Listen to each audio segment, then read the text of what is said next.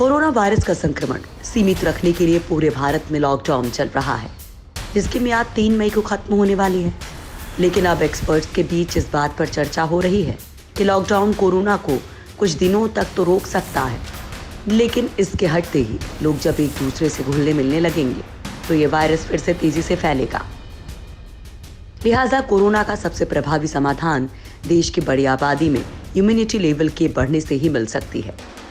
Experts इसके लिए herd immunity यानी कि सामूहिक रोग प्रतिरोधक क्षमता की थियोरी दे रहे हैं। इस वक्त भारत ही नहीं बल्कि पूरी दुनिया में इस थियोरी के तगड़े चर्चे भी हैं। दुनिया के कई देशों में कोरोना के काट के रूप में स्वतः विकसित होने वाली इस प्रणाली पर भरोसा किया जा रहा है, लेकिन शोध बताते हैं कि भारत जैसे देशों में ये प्रणाली ज्यादा कारगर साबित हो सकती है। ब्रिटेन की प्रिंसटन यूनिवर्सिटी और centre for disease dynamics, economics and policy के एक्सपर्ट इसे बड़ी आबादी वाले देशों के लिए रामबाण मान रहे हैं। क्या होती है हर्ड इम्यूनिटी? हर्ड इम्यूनिटी बड़े समूह की मजबूत होती प्रतिरक्षा प्रणाली। वैसे हर्ड का शाब्दिक अनुवाद झुंड है। इस थियोरी के मुताबिक जब बड़ी आबादी में कोरोना का संक्रमण होगा तो उसमें वायरस के प्रति प्रतिरोधक क्षमता का भी विकास होगा। एक्सपर्ट्स के मुताबिक संक्रमित लोगों के शरीर में कोरोना से लड़ने की क्षमता बढ़ जाएगी तो उनके शरीर पर कोरोना के संक्रमण का कोई असर नहीं होगा और फिर कोरोना भी शरीर में पहले से मौजूद करोड़ों अरबों वायरस की तरह एक आम वायरस बनकर रह जाएगा।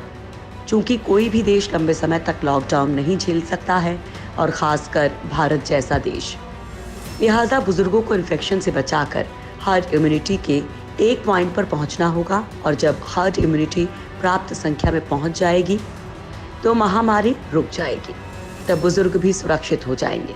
भारत में हर्ड इम्यूनिटी की थ्योरी कामयाब हो सकती है क्योंकि यहाँ की बड़ी आबादी युवाओं की है, जिनमें ज़्यादातर को वायरस से संक्रमित होने के बावजूद अस्पताल नहीं ले जाना पड़ेगा और उनकी मौत नहीं होगी। हर्ड इम्यूनिटी के लिए क्या करना होगा? एक्सपर्ट्स के मुताबिक अगर अगले 7 महीने तक नियंत्रित तरीके से वायरस को फैलने दिया जाए तो नवंबर तक देश की 60% आबादी कोरोना से इम्यून हो जाएगी और तब ये बीमारी फैल नहीं सकेगी। रिसर्च टीम का मानना है चूंकि भारत की करीब 93% आबादी 65 से कम उम्र की है, लिहाजा यहाँ कोरोना से मौतों की दर भी इटली, स्पेन जैसे यूरोपीय देशों के मुकाबले बहुत कम रहेगी। हालांकि अगर नियंत्रित तरीके से वायरस फैलने दिया जाए तो भारत में कितनी मौतें हो सकती हैं, इसका कोई अनुमानित आंकड़ा नहीं बताया गया है। दोनों संस्थानों का सुझाव है कि भारत में लॉकडाउन हटाया जाए और 60 वर्ष से कम उम्र के लोगों को सामान्य कामकाज करने की अनुमति दी जाए। हालांकि तब भी सोशल डिस्टेंसिंग बरतने, मास्क पहनने और भीड़ भाड़ पर रोक जैसे एहतियाती उपाय होते रहें। उसके बाद ज़्यादा से ज़्यादा लोगों की जांच हो और सभी संदिग्ध संक्रमितों को अलग थलग किया जाए। क्या भारत में कारगर साबित होगी ये रणनीति? प्रिंसटन यूनिवर्सिटी के वैज्ञानिक रामन लक्ष्मण का कहना है कि आर्थिक गतिविधियां ठप हैं, हम भूख और गरीबी से जूझ रहे हैं, हमारे संसाधन खत्म होते जा रहे हैं। हम जानते हैं कि इस रणनीति में जोखिम है, लेकिन उतना नहीं जितना आज की रणनीति में है। हालांकि इस रणनीति पर सवाल पहले ही उठ चुके हैं। ब्रिटेन में शुरुआत में इस रणनीति को अपनाया गया था, लेकिन जल्द ही हालात तेजी से बिगड़े और ब्रिटेन ने लॉकडाउन कर दिया।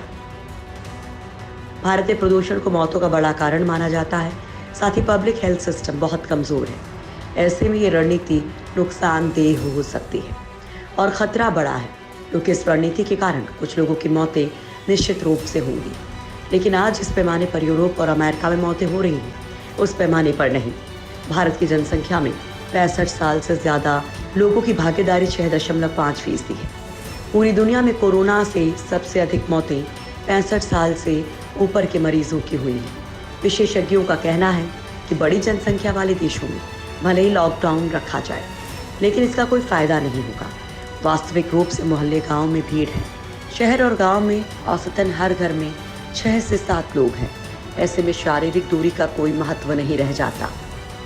क्यों है इस थ्योरी का बड़ा जोखिम? चूँकि भारत की बड़ी जनसंख्या 65 साल से कम उम्र की है, लेकिन युवा आबादी कोरोना के संक्रमण से लड़ ही लेगी, इसकी गारंटी भी नहीं दी जा सकती है। ऐसे में रिसर्चर्स का कहना है कि लॉकडाउन हटाते हटाते देश में बड़े पैमाने पर कोरोना मरीजों के इलाज की व्यवस्था कर ली जानी चाहिए, ताकि अगर अचानक मरीजों की भीड़ उमड़ी तो उससे निपटा जा सके। वहीं इस मामले में स्टैनफोर्ड यूनिवर्सिटी के वैज्ञानिक जैसन एंड्रयू ने इस रणनीति को बेकार बताया है। उनके मुताबिक आज भी कोरोना वायरस के बारे में बहुत कम जानकारी है। ऐसे में हम अपने युवाओं को बहुत बड़े खतरे में डाल देंगे। रिसर्च बताते हैं कि सामूहिक रोग प्रतिरोधक क्षमता हासिल करने के लिए कम से कम 82% जनसंख्या का संक्रमित होना जरूरी है। हार्वर्ड यूनिवर्सिटी के प्रोफेसर मार्क लिपस्टिच के मुताबिक किसी भी रणनीति को लागू करने से पहले अभी कई सवालों के जवाब खोजने होंगे। कोई संक्रमित व्यक्ति कैसे और किस स्तर की रोग प्रतिरोधक क्षमता हासिल कर लेगा? हम कैसे सीमित मात्रा में वायरस को फैलने देंगे? हालांकि कोरोना के मामले में अभी बहुत कुछ जानना बाकी है। मोदी सरकार ने नहीं दिए ऐसे संकेत। फिलहाल मोदी सरकार ने अब तक इस तरह की रणनीति अपनाने का कोई संकेत नहीं दिया है। मोदी सरकार फिलहाल बड़े स्तर पर जांच अभियान को बढ़ाने पर काम कर रही है। देश में लॉकडाउन की डेडलाइन 3 मई को खत्म हो रही है, लेकिन कुछ एक्सपर्ट्स मानते हैं कि मोदी सरकार तमाम राज्यों से बात करके लॉकडाउन को एकदम से खत्म करने की बजाय धीरे धीरे व्यवस्थाओं को पटरी पर लाने की प्लानिंग कर रही है।